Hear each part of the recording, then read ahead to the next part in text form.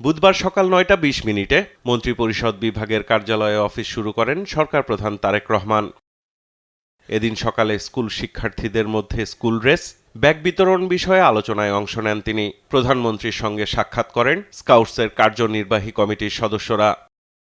পরে আলোচনায় গৃহীত সিদ্ধান্ত নিয়ে সাংবাদিকদের ব্রিফ করেন প্রধানমন্ত্রী কার্যালয়ের মুখপাত্র মাহদি আমিন। প্রাথমিকভাবে প্রত্যেক মাসে আমরা 2টি করে উপজেলাতে 2টি করে স্কুল দিয়ে শুরু করব এবং এটা একটা চলমান প্রক্রিয়া হবে। তবে আমাদের লক্ষ্য প্রথম মাসে অন্ততপক্ষে 1 লক্ষেরও অধিক শিক্ষার্থীর কাছে যেন আমরা পৌঁছে দিতে পারি ব্যাগ, 1 লক্ষের অধিক শিক্ষার্থীর কাছে আমরা পৌঁছে দিতে পারি স্কুল ড্রেস। এবং আপনারা নিশ্চয়ই জানেন এগুলো কিন্তু আমাদের নির্বাচনী প্রতিশ্রুতিতে ছিল।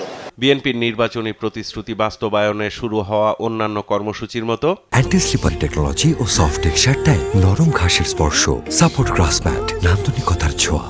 স্কুল ড্রেস ও ব্যাগ বিতরণ কর্মসূচিও প্রাথমিকভাবে পাইলট প্রজেক্ট আকারে শুরু হচ্ছে বলে জানান স্থানীয় সরকার প্রতিমন্ত্রী। সবই কিন্তু আমরা পাইলটিং হিসেবে শুরু করেছি।